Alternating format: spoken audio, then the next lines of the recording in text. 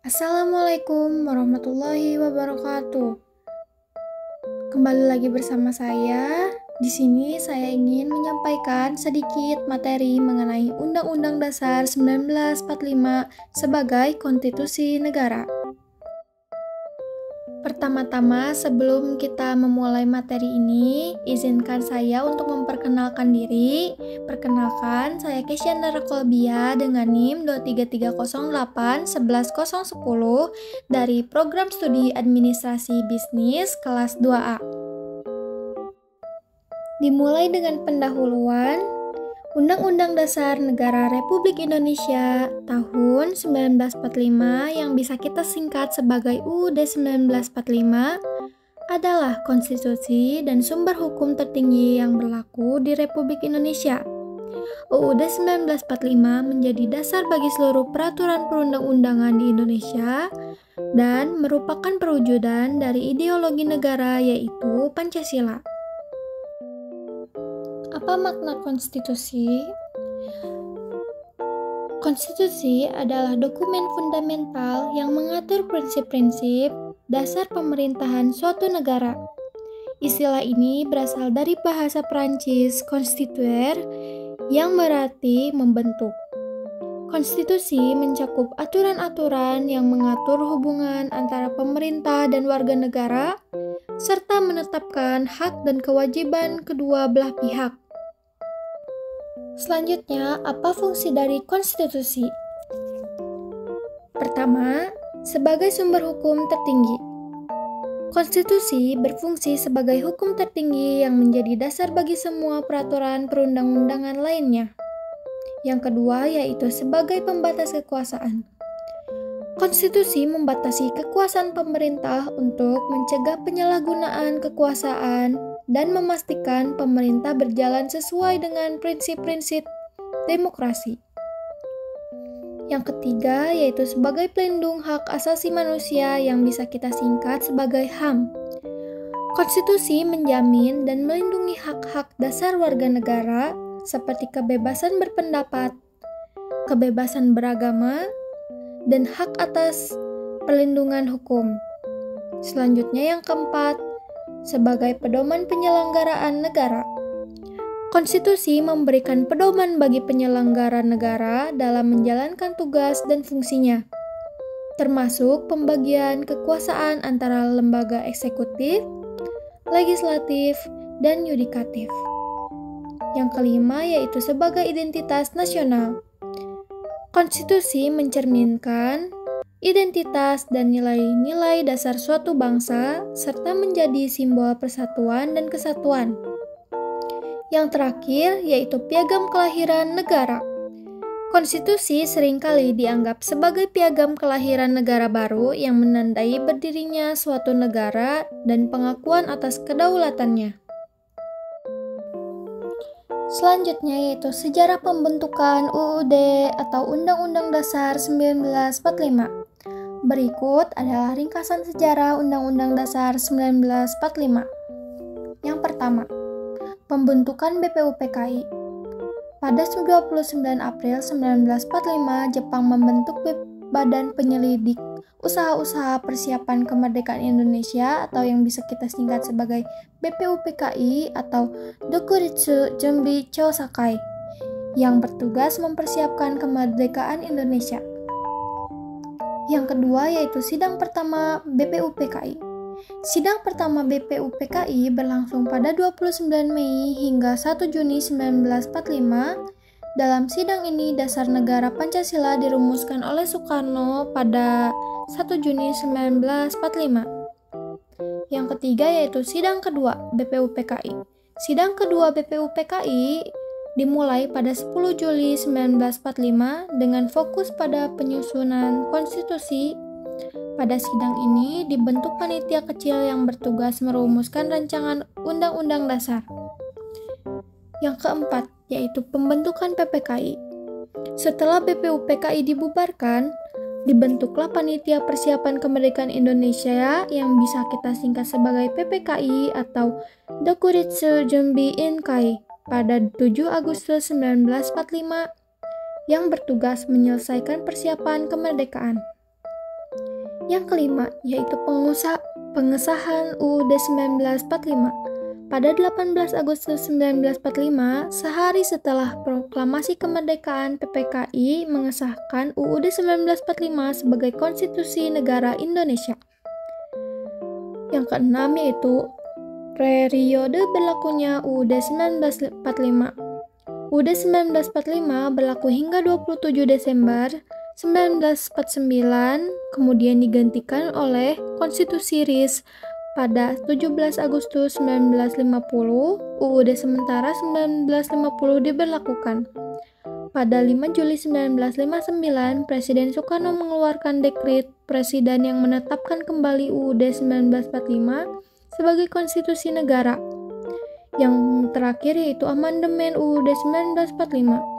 Pada periode reformasi, UUD 1945 mengalami 4 kali amandemen antara tahun 1999 dan 2022 untuk menyesuaikan dengan perkembangan zaman dan kebutuhan demokrasi. Selanjutnya, ada struktur dan isi Undang-Undang 1945 yang terdiri dari pembukaan, batang tubuh, aturan peralihan, dan aturan tambahan. Yang pertama yaitu pembukaan yang terdiri dari 4 alinea yang mencakup dasar-dasar filosofis dan ideologis negara Indonesia termasuk Pancasila sebagai dasar negara. Selanjutnya yaitu batang tubuh terdiri dari 16 bab, 37 pasal, 4 aturan peralihan, dan 2 pasal aturan tambahan. Berikut adalah beberapa bab penting. Bab 1 yaitu bentuk dan kedaulatan pada pasal 1. Bab 2 yaitu Majelis Pemusyawaratan Rakyat pasal 2 hingga 3. Bab 3 yaitu kekuasaan pemerintahan negara pada pasal 4 sampai 16. Bab keempat yaitu Dewan Pertimbangan Agung pasal 16. Bab 5 yaitu Kementerian Negara pasal 17. Bab ke-6 yaitu Pemerintahan Daerah pasal 18 dan 18B. Bab ke-7 yaitu Dewan Perwakilan Rakyat pasal 19 hingga 22B. Bab 8 yaitu Hal Keuangan pasal 23 hingga 23D. Bab 9 yaitu Kekuasaan Kehakiman pasal 24 hingga 25. Bab 10 adalah Warga Negara dan Penduduk pasal 26 hingga 28. Bab 10A tidak adalah Hak Asasi Manusia pasal 2A hingga 28J. Mohon maaf, diulangi kembali. Pada bab 10A Hak Asasi Manusia pasal 28A hingga 28J. Bab 11 Agama pasal 29. Bab 12 Pertahanan dan Keamanan Negara pasal 30. Bab 13 Pendidikan dan Kebudayaan pasal 31 hingga 32.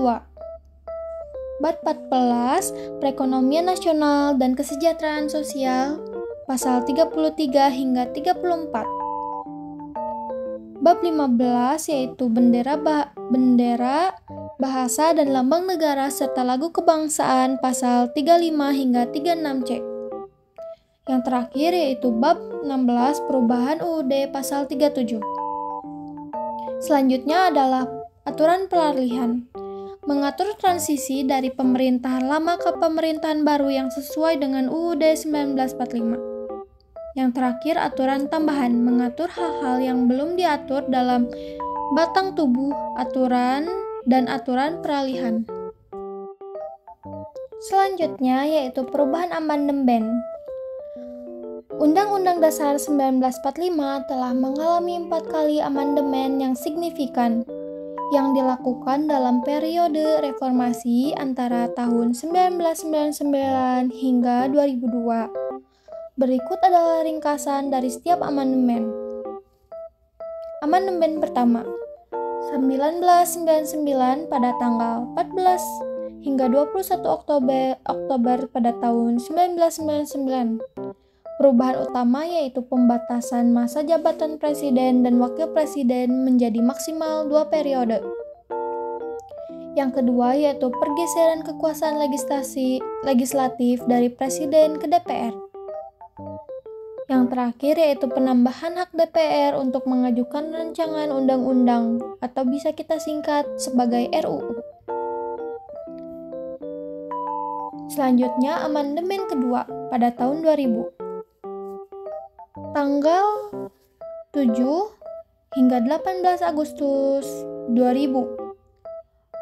Perubahan utamanya yaitu pembentukan Dewan Perwakilan Daerah atau DPD, penegasan hak asasi manusia dalam bab 10A, terakhir pengaturan lebih rinci mengenai pemerintahan daerah dan pertahanan negara. Selanjutnya yaitu amandemen ketiga pada tanggal 1 hingga 9 November pada tahun 2001. Perubahan utama yaitu penguatan sistem presidensial. Yang kedua yaitu pembentukan Mahkamah Konstitusi yang bisa kita singkat sebagai MK. Yang terakhir yaitu penegasan hak dan kewajiban warga negara serta pemisahan kekuasaan antara lembaga eksekutif, legislatif, dan yudikatif. Amandemen keempat pada tanggal 1 hingga 11 Agustus pada tahun 2002. Perubahan utamanya yaitu penegasan peran dan fungsi komisi yudisial. Yang kedua yaitu pengaturan lebih rinci mengenai pemilihan umum. Yang terakhir yaitu penambahan ketentuan mengenai pendidikan dan kebudayaan. Selanjutnya yaitu tujuan amandemen. Amandemen Undang-Undang Dasar 1945 bertujuan untuk menyempurnakan aturan dasar kehidupan berbangsa dan bernegara menyesuaikan dengan perkembangan zaman, serta memperkuat prinsip-prinsip demokrasi dan hak asasi manusia. Prinsip-prinsip dasar dalam Undang-Undang Dasar 1945. Undang-Undang Dasar 1945 mengandung beberapa prinsip dasar yang menjadi landasan bagi sistem hukum dan pemerintahan di Indonesia. Berikut adalah beberapa prinsip utamanya. Yang pertama, negara hukum. Indonesia adalah negara hukum, bukan negara kekuasaan. Ini berarti bahwa semua tindakan pemerintah harus berdasarkan hukum dan tidak boleh sewenang-wenang. Yang kedua, kedaulatan rakyat. Kedaulatan berada di tangan rakyat dan dilaksanakan menurut Undang-Undang Dasar.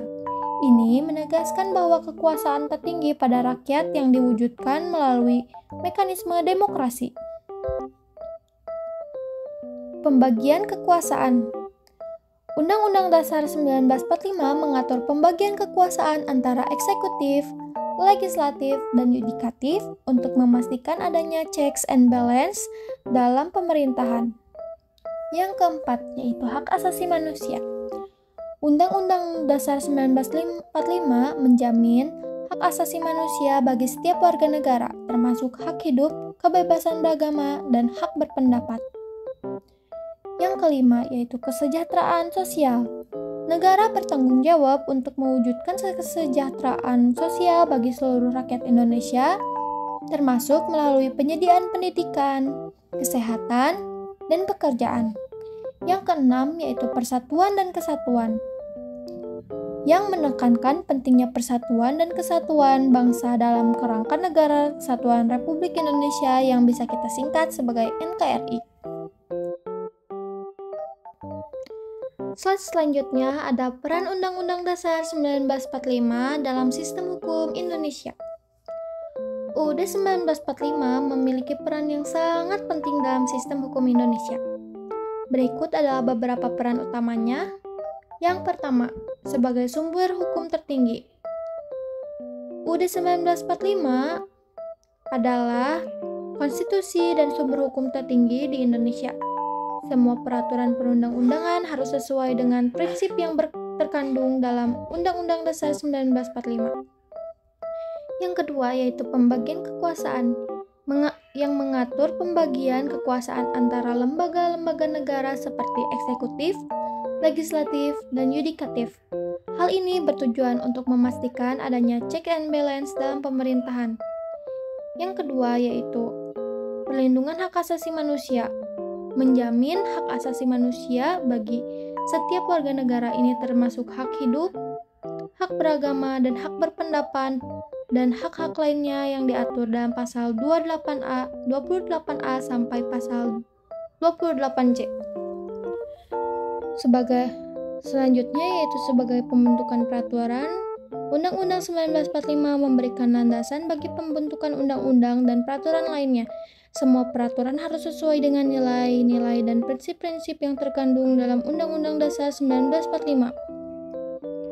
Yang terakhir yaitu pedoman penyelenggaraan negara, yang menetapkan bentuk negara, sistem pemerintahan, dan hubungan antar lembaga negara. Ini berfungsi sebagai pedoman bagi penyelenggaraan negara dan pemerintahan.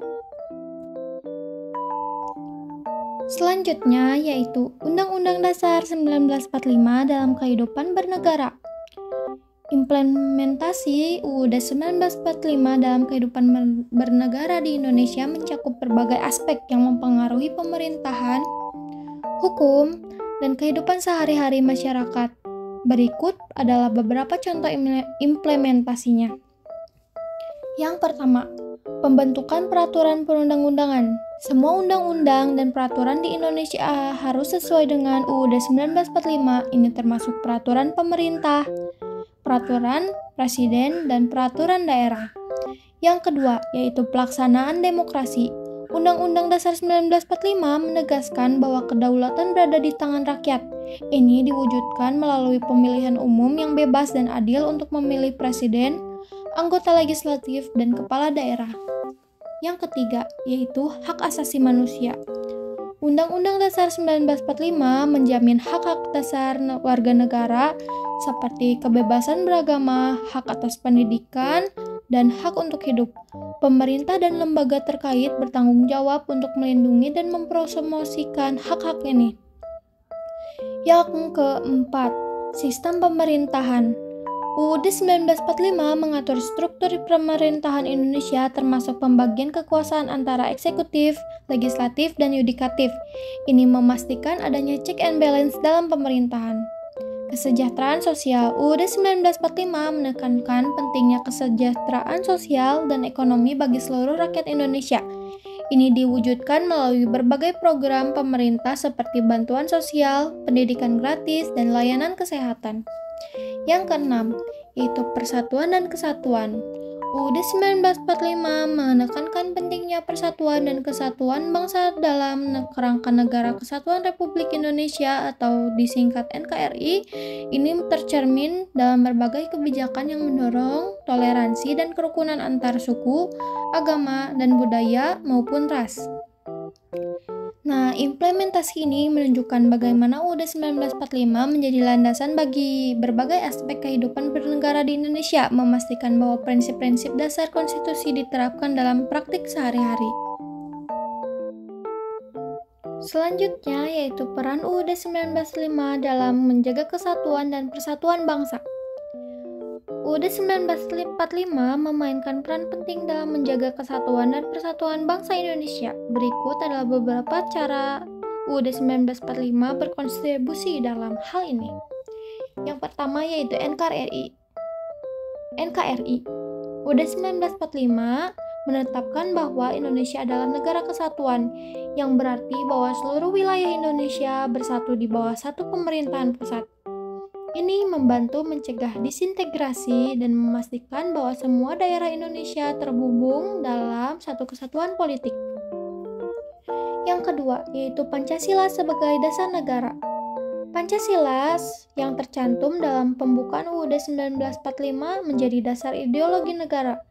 Nilai-nilai Pancasila seperti persatuan Indonesia dan keadilan sosial membantu memperkuat rasa kebersamaan dan solidaritas di antara warga negara. Selanjutnya yaitu ada hak dan kewajiban warga negara.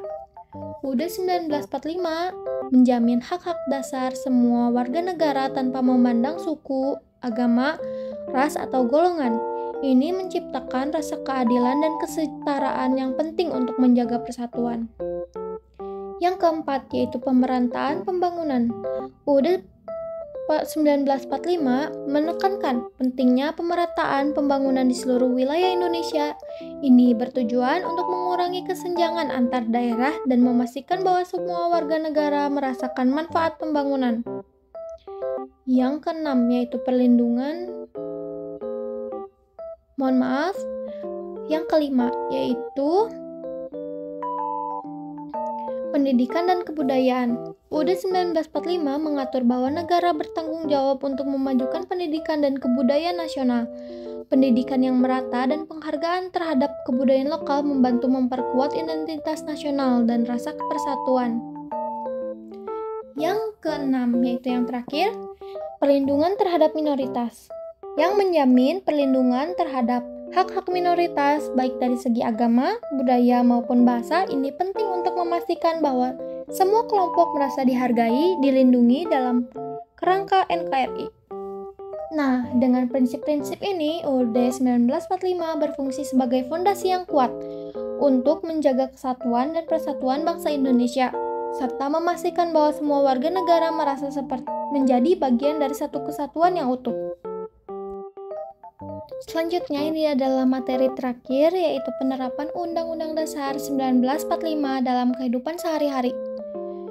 Penerapan Undang-Undang Dasar 1945 dalam kehidupan sehari-hari mencakup berbagai aspek yang mempengaruhi kehidupan masyarakat Indonesia. Berikut adalah beberapa contoh penerapannya. Yang pertama, hak asasi manusia, yang menjamin hak-hak dasar seperti kebebasan beragama, hak atas pendidikan, dan hak untuk hidup. Dalam kehidupan sehari-hari, ini berarti setiap individu memiliki kebebasan untuk menjalankan ibadah sesuai dengan keyakinannya dan mendapatkan pendidikan yang layak serta hidup dengan aman dan damai. Yang kedua, yaitu pendidikan. UUD 1945 menekankan pentingnya pendidikan bagi semua warga negara. Ini diwujudkan melalui program pendidikan gratis hingga tingkat tertentu, serta berbagai beasiswa dan bantuan pendidikan untuk memastikan akses yang merata. Yang ketiga, yaitu kesejahteraan sosial. UUD 1945 mengatur bahwa negara bertanggung jawab untuk meningkatkan kesejahteraan sosial. Ini tercermin dalam berbagai program bantuan sosial, seperti bantuan langsung tunai, subsidi kesehatan, dan program keluarga harapan yang membantu masyarakat kurang mampu.